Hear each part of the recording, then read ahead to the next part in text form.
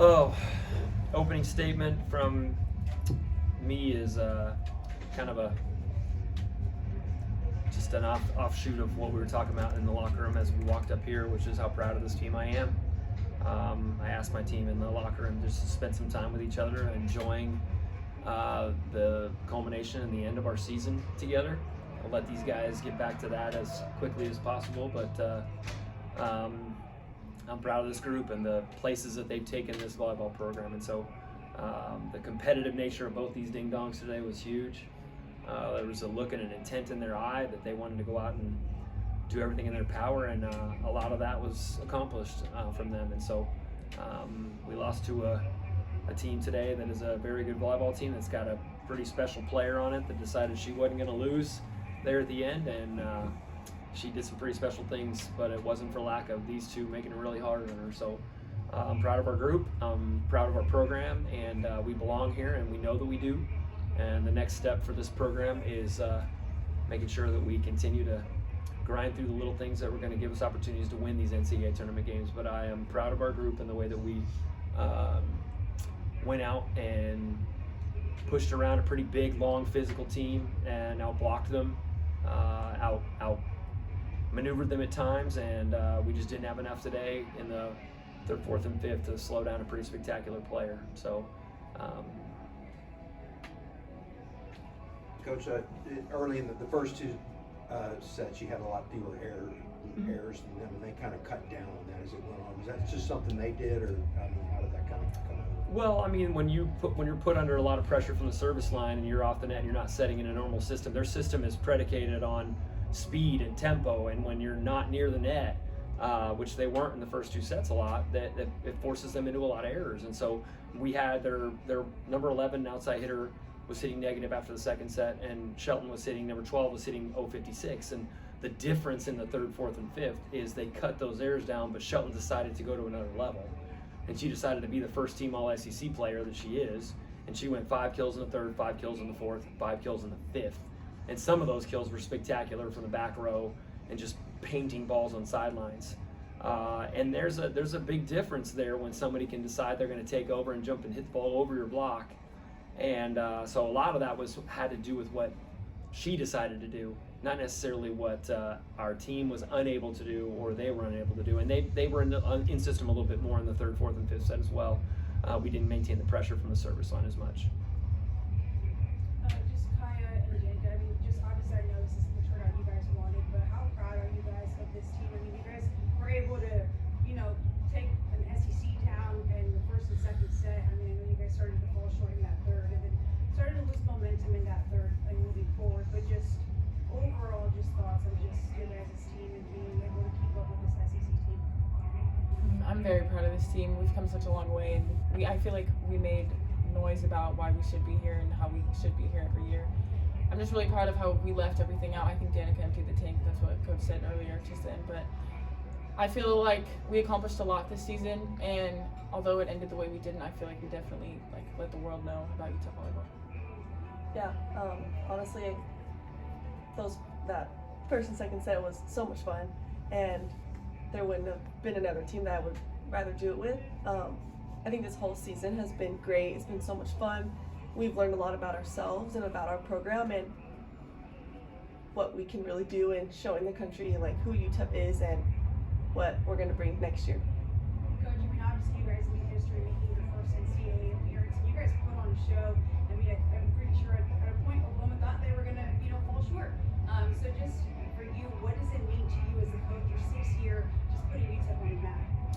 Well, I mean, I think that the amount of just pride I have in all the people in our locker room, the numbers of hundreds of text messages we got from people across the country that were talking about our program today. Some people that I hadn't heard from in 10, 15 years that are just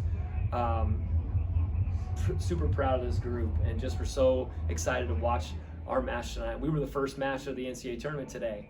So a lot of people got to watch us play early on, and while we fell short of our ultimate goal, which was get to this NCAA tournament and win games, we will take these lessons that we learned this year in the moments where we were unable to grab the victories and get back to work. That's what I love about this program. It's what I love about the culture we built. This group is built on work. We have a chip on our shoulder all the time. We're not bougie. We're not needy. The fact that we had a bus to ride around in this week was like, everybody kind of laughed about it because that's not our gig. I mean, we just kind of do our thing, and we do more with less. And very few of our players were recruited by the programs that were in this NCAA tournament. They've come and reinvented themselves, including the two people sitting here at this table really weren't recruited very much by any of the teams that are in the NCAA tournament. So now for them to leave this season behind them, and for Kaya to put up some of the numbers that she put up, and Danny to put up some of the numbers she put up in the middle position for our team, it really allowed for our team to do some spectacular things this year. So proud of our group, and I'm proud to get home and wind this season down knowing that the people in our locker room are the right people. We've got the right people there. I mean, you had a ton of El Paso fans gathering. You had a watch party supporting you guys. Just any words for all three of you? Just any words for just UTEP fans? Honestly, I just want to thank all of El Paso, all of UTEP so much. I joined this program. I had 2 seasons to be here, and there's been so much love towards me. And even last year, with it being my first year at UTEP, it just felt like I belong here, and that's because of Ben, it's because of our coaching staff, because of the girls on the team, and it is because of El Paso. I love El Paso with like all of my heart. I feel like they're our 12th man, like Texas A&M has. I feel like El Paso always has our back. They're always there for us. I'm just so grateful for all the little girls that come up to us after the games. Like, those are the best moments that we have. So I'm just excited to get back to it next season.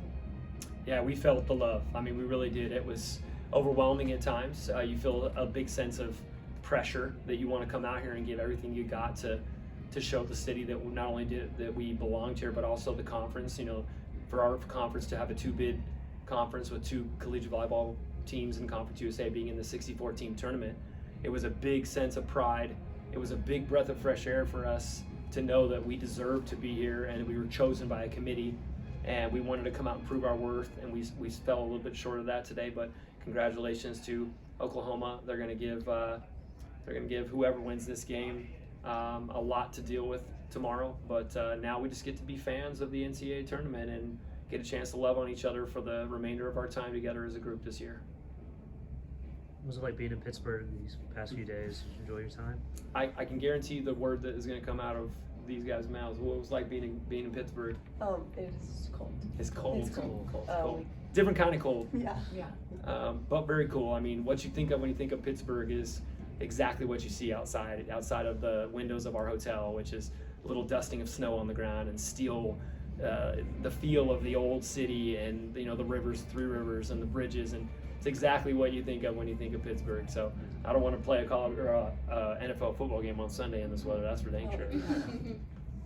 Yeah, it's cold. I really love the campus. It's been fun being here, and it's totally different than home. It's still 70 degrees some days when we're going to class, but yeah. I have one more question. I mean, just anything that you guys would have done differently just in this matchup. Yeah, I think tactically I'll look back on some things. In the 5th set, I tried to get a little bit bigger and longer out there. And we've had some young players do really well for us this year in certain moments. We tried to move the pieces just to give ourselves a better way of stopping. But I'm gonna second guess myself for the next 6 months watching this film over and over again. But I don't know that these two have anything that they would do differently other than I'll let them speak for themselves. But I have a lot of things that I will go back and look at with our staff and make sure that we're prepared to be better for this group in a 5th set in this moment against a really good team. But I don't know if these guys, I know this kiddo right here emptied the tank in her potentially last collegiate match. Yes. We'll see if we can't get her to talk through some pro volleyball, but I don't know, maybe I'm gonna have to just tackle you and hold you down. Do you guys have anything that you wanted to add to that? I felt pretty good about our tactics. I felt like we saw out there what we were expecting. And Kaya, sorry, I mean, that just brought up another question. I mean, obviously you have one more season, so just how excited are you just looking forward knowing that you have the team that you have? I mean, the possibilities are endless. That's what I'm thinking about. We went into this game knowing we have nothing to lose. So I feel like this is a great thing to build off of. This is the first time we've made the NCAA tournament. So I'm just excited to have this group. I'm gonna be sad that I don't have Danika next to me anymore, but I'm just hopeful for the next. Yeah, it's going to be hard not having such a mature human being like Danika with this group. She's honestly like a consummate professional, and that's why I'm really hopeful I can talk her into playing professionally, because she approaches college athletics and her job as a volleyball player and her team like a pro, and so she's already built and ready to do it. But I'm just going to keep poking and prodding until she tells me yes or no. But this program has been much better because of Danika Washington. Alyssa Cianez, who we call the Unicorn, played her last collegiate volleyball match for us, and then Deanna Almaguer. All three of them brought a big, giant sense of leadership and maturity, professionalism, desire to win. I mean, those three really did a lot for this program in many different ways and in many different hats that they wore on and off the volleyball court. And I'm thankful for their service to UTEP and to our city and to college volleyball. Danika, what has this UTEP volleyball program meant to you in your career in volleyball? I don't know where to begin. Like, honestly, it's meant so much to me, and I don't know, that seems like kind of cliche, but like it truly has. I came out of a junior college not really knowing what I was doing. I just knew I was athletic and I knew I wanted to play volleyball. And Ben gave me the opportunity to come to UTEP and have him train me and make me a better player, and our coaching staff and our strength coach making me a better person, better athlete, and then my teammates who made me a better woman, and just giving me the opportunity to serve them has really meant a lot to me.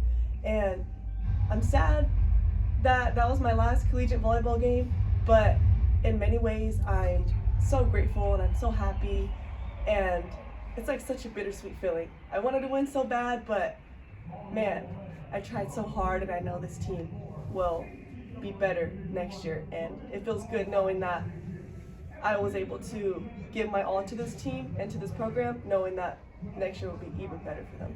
So it feels good. Coach Wallis, this is the 50-year anniversary of the UTEP women's volleyball team, and that's even more special as well. Yep. Digress on that. I mean, I talk about it all the time, don't I? I said, look, 50 years ago, collegiate volleyball was started at UTEP, and the women, we met some of them this year in our locker room, and we were blessed to meet them and talk with them about, they had one piece of gear that they wore. They had one jersey and one piece of gear, and so 50 years later, UTEP earned their first opportunity to be in the NCAA tournament in the toughest and best, most athletic sport for women in athletics right now. Honestly, like, there's nothing better than women's college volleyball right now in terms of what you want to have your young female daughter playing is out there in that tournament. The NCAA put on a great spectacle. They've been unbelievable to our team. Pittsburgh and the staff here have been marvelous. And so that 50 years of college volleyball, it's a special thing to know that we were the first team, and no one will ever be able to change that or take that away from college volleyball in El Paso or UTEP. We were the first to do it, and this group of people will never be able to forget that. 10, 15, 20 years from now, they'll come back with their little mijitas, and they'll look at the wall and they'll say, we did that. That was us that did that. And that's very special for me as a man, as a dad, and as a coach, that we were able to do that together.